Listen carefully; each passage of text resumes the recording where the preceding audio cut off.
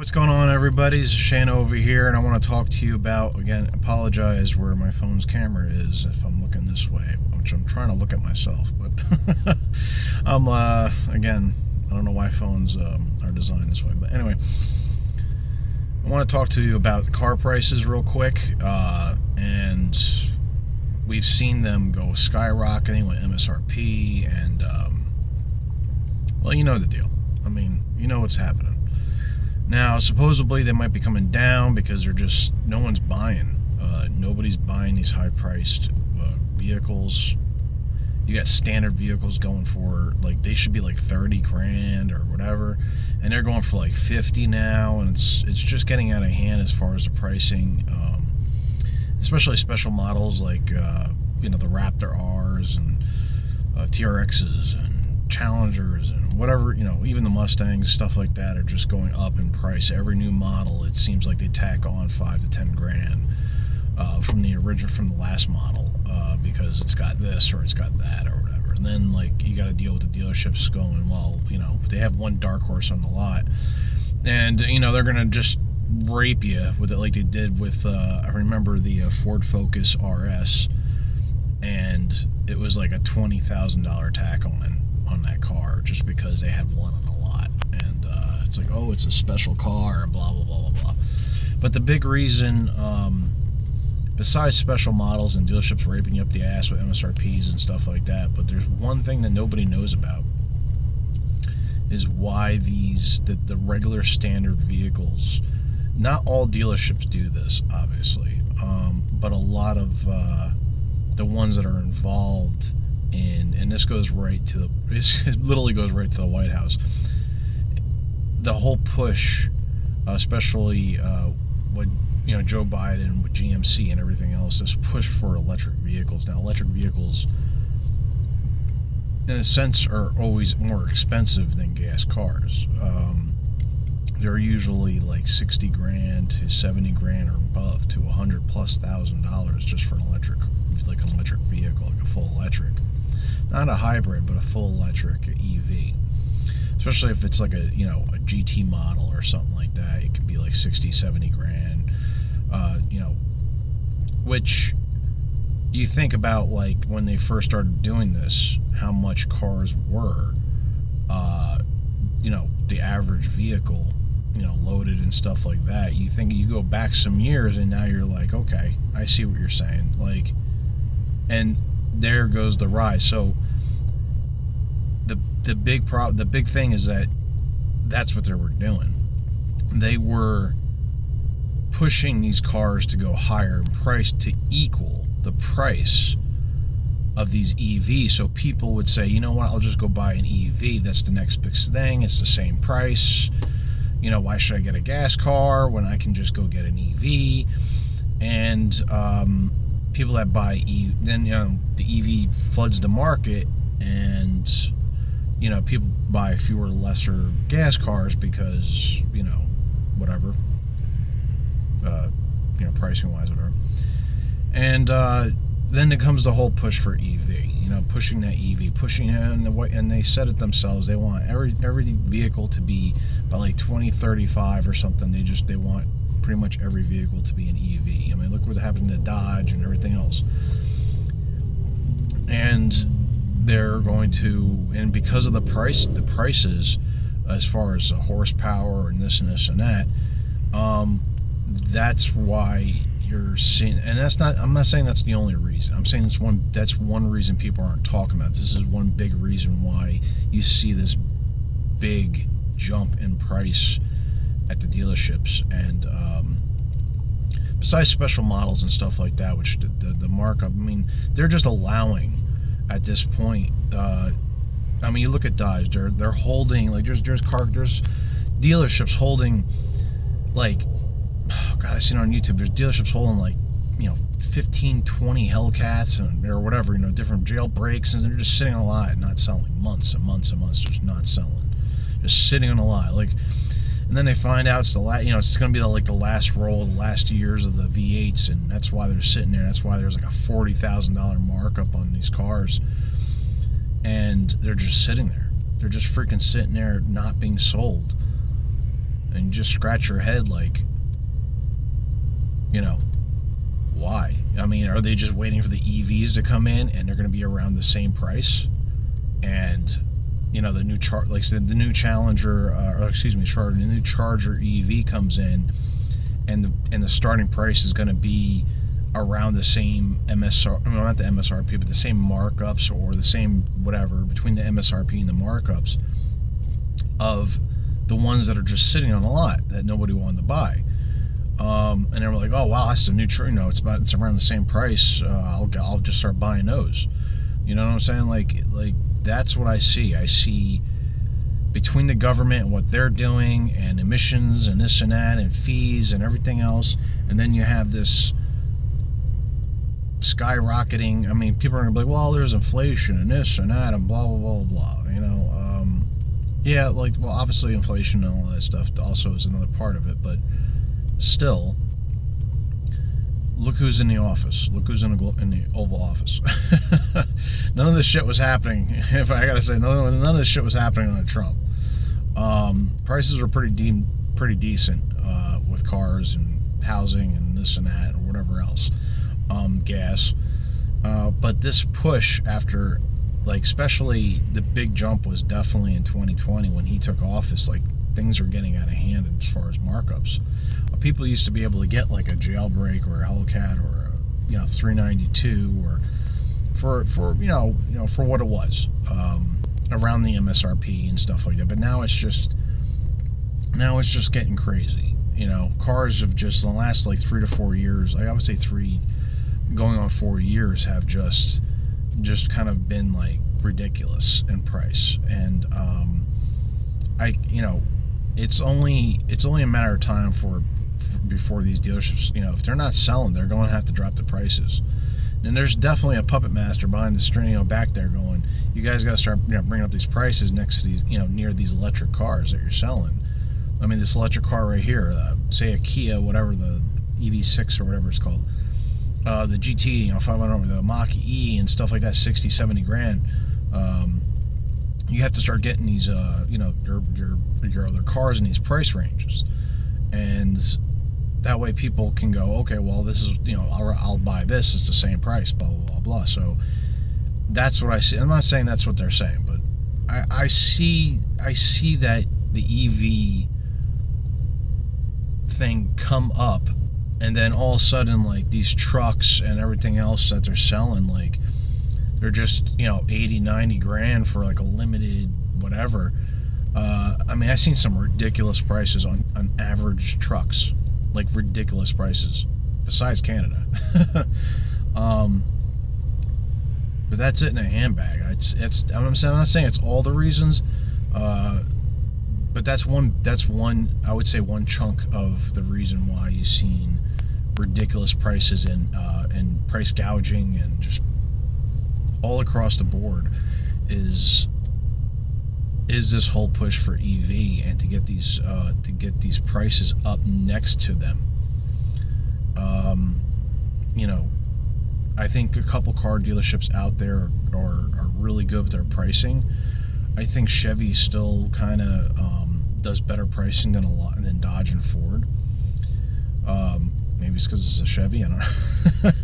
But like the Blazers and stuff like that, and then Buick also, you don't get like a lot of horsepower, and like you might not get all-wheel drive, but at least you have they're selling you something that's under 30, that is like you can still get like fully loaded, it's good on gas, like that type of deal. So like at least and some of their vehicles are nice. Then there's the cheaper ones that are still kind of like decent in price, but they're piles of shit, like Subaru. You can still get a Subaru probably for under 30, but the transmissions are garbage, the engines are garbage. Like the car's gonna be like serviced every like 3 months, engine changed out, all that stuff like that. Nissans with their CVTs, motors decent. Most of the cars decent, but the transmissions are absolute ass. And then like Mitsubishi, which I'm surprised is still here as far as I know, and they offer whatever for they're decent on their pricing, but again, CVT, no horsepower, blah blah blah blah. So that's a big thing, is that a lot of these cars have the same tech. They got like a lane assist and this and that, backup camera, screens everywhere, blah blah blah blah. Because of the two options that really, like, it's like, okay, horsepower is a big one. That's just a big one. It's like, oh wow, this has got like 350 horsepower, 400 horsepower. All of a sudden the price just gets jacked, And then all-wheel drive. That's another part of whatever vehicles that are out there. Then I would say horsepower, all-wheel drive. Oh yeah, like a special model. It's special badging. It's got like a better braking system on it or something like that. Brembos or whatever else. I understand. It's like, you can get a set of Brembos on your vehicle or something. They're out there between $2,000 to $3,000, or wherever the prices are at right now. Still doesn't justify the slightly bigger rims and the wider tires. And okay, all right. So I understand that. I understand all that. I understand but it seems like if you were to do that to, say, like a $30,000 vehicle, all of a sudden it becomes like an $80,000 vehicle. It's like the standard base Charger is like, I don't even know what the price is on the V6 or whatever. And then you got the Hellcat, which is, yeah, I understand the difference. I understand it's a V8 and it's got this, this and this and that. Understandable. But you can go from like, 30 grand to like with dealer markups now. It's like insane. It's absolutely insane. And then you look at like the crate engines and stuff like that. Like you can get a crate engine for 30 grand. I'm like, $30,000. That's like for like, a Hellcat motor or something like that, like 30 grand. I'm like, you're out of your fucking you're out of your mind. I'm sorry. You're just out of your mind. You can build your own easily for a fraction of that price. So it's like, you get a remanufactured block or whatever to your specs. You put your own pistons in, stuff like that. Supercharger, you can do your own supercharger, your own tuning for, again, a quarter. I would say like a good. With a supercharger and stuff, like you can see, I can say you can save like 20 grand. You can save like $20,000 right there. But anyway, besides that, I'm just saying is that I know there's some big differences in certain vehicles between the base model and the higher models, but there's still like, it's just like, why can't we have a balance of, why can't we have horsepower that's enough? Why can't we just have what we want for a reasonable price? Back in the day, and this is the big one, back in the day, it was like 3,000. I know back in the 60s and stuff like that, like everybody made a lot less money, understandable, but it was like $3,000 for a car. It wasn't like insane to buy like a muscle car back then. Now to me it's and a lot of people had average jobs. Back in the 60s, they worked at they had a store. The average person worked here, they worked there, and they could afford the house, the car, the this, the that. Now it's just not. It's not so. These cars are reaching prices of. They're reaching prices and over the pricing of housing back in like 1995. That's where we came to a car. It's like, what the hell? A truck. An average day worker wants a nice truck. It's comfortable and stuff like that. And you look at the price, I'm like, it's like getting a mortgage. It's like I've seen some of them reach up to $108,000 just for like a F-150, like limited or whatever else, and it's got all the bells, reclining seats and all this other crap. And you're telling me $100,000+ just because of the crap that's inside the truck, let alone like it's the same body, it's pretty much got the same suspension, or it might have a slight upgrade to it, maybe better shocks.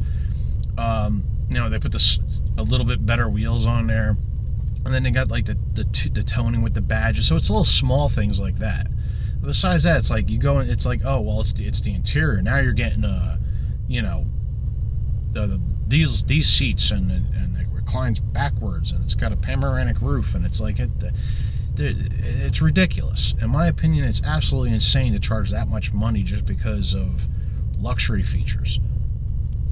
I mean, it's not like the truck. For 100, like put it this way, for 100 grand, besides all that luxury crap, I better see a supercharger or something else going on in that vehicle.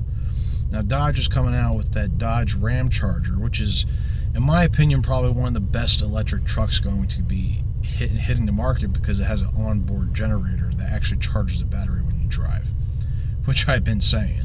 Now it might not charge it and like you'll never charge the car again or the truck again, but it will extend the range of the vehicle very well. So, you know, it's a big hit towards the Ford Lightning.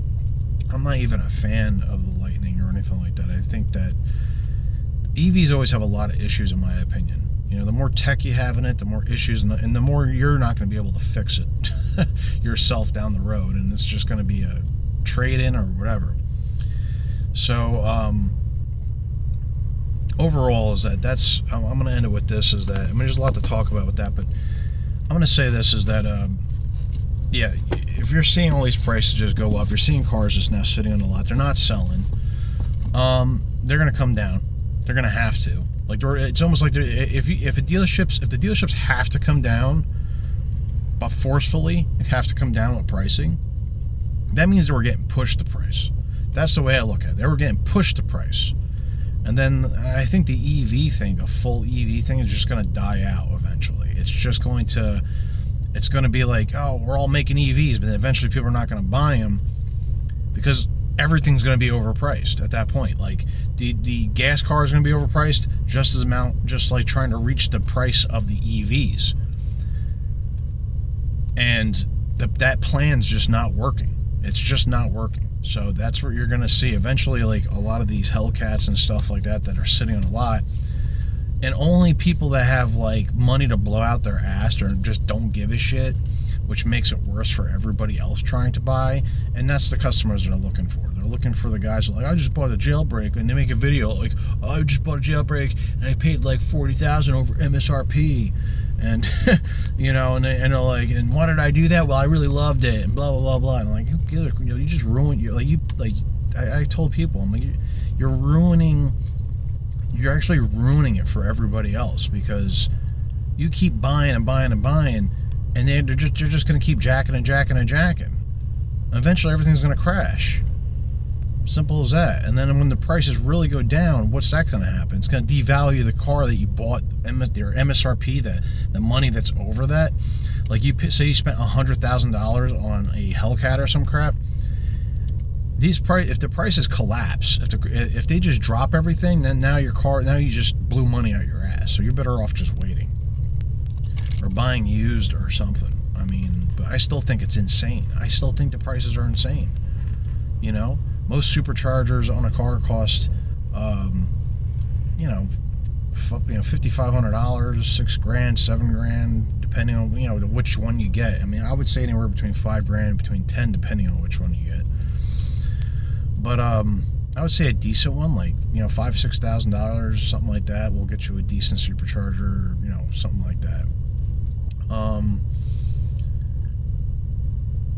But I understand it's from the dealership and stuff like that. You just want to buy it and drive it, and yada yada yada. You don't want to build it in the garage or whatever, whatever the situation is. But still, it's just, I just look at that. I'm like, it's just insane.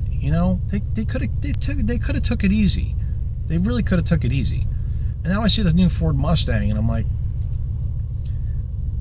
and that's what's crazy, is that when I built Mustangs, and I have it on my YouTube, I built Mustangs, and on the Ford page, I'm like, the premium GT payment was like, it was like $30 less when it was fully done, like the premium, everything you can get for most part. It was like $30 less a month than the Dark Horse. So it's like, why even buy a GT Premium when you can just go get the Dark Horse? It's like, It's pretty much that close, but again, you got to fight those markups, you know. I think $60,000-$70,000 for a Mustang that pretty much just has a V8. It's not supercharged, and that's the crazy part, is that the Hellcats, that when they were selling them, they were like $72,000 or something like that. And now there's like the Dark Horse and stuff like that, like the Mustang's doing, is that their prices are in that area now. And like, I'm just astonished. I'm like, that car should be, no, to be honest with you, a standard GT Premium right now today should be like under 50. It should just be like 40. It should be like 40 something $1,000. The Dark Horse should be like 50 something thousand. You know, maybe around 50,000. That's still, to me, it's still a lot of freaking money just to drive a muscle car. And to me, it's just insane. I mean, I just don't see it. Just to burn, bum, bum. Oh, I got a digital dash now. Hey. And that's when I go back and I miss the 80s and stuff like that, in the early 90s, where they had these turbo fastbacks and stuff like that, and they were just reasonably priced. I mean, you know, 10 grand, 13 grand for a, you know, a Mustang. And again, yeah, I know people made less back then, but when you made reasonable money back then, it was super affordable. And now besides what you made, you take one of the cars back then, and I understand the year and they don't have all the tech and all this other crap in it, but if you actually take that and you finance it, no matter what, no matter how much you made back then, you bought a car for $13,000, say like a Dodge Daytona Shelby Z Turbo, which is still a really cool car, or a Mustang at 5.0, whatever, back in the day, and you finance that, and that's like the same. That's like, say you got a 5-year on 13,000. Your payment was like, you know, your payment was, you know, whatever. It was low. It was extremely low, and it was that to me is affordable for, you know, the average person back then, making like, you know, an average of like $5 or $6 an hour at a whatever. And then like people that made like, you know, if you were making $10, you know, an hour back then, that was considered pretty damn good. But besides, you know, but you know, people had careers, people still made decent money back then. You know, pretty much a lot of things were more affordable back then, you know.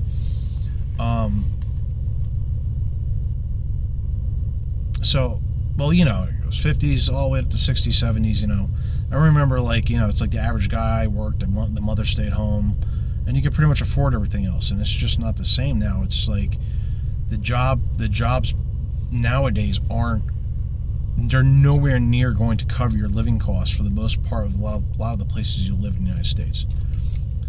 Especially expensive places like New Jersey. That's where I live. So that's what I'm saying, is that it's just so off balanced.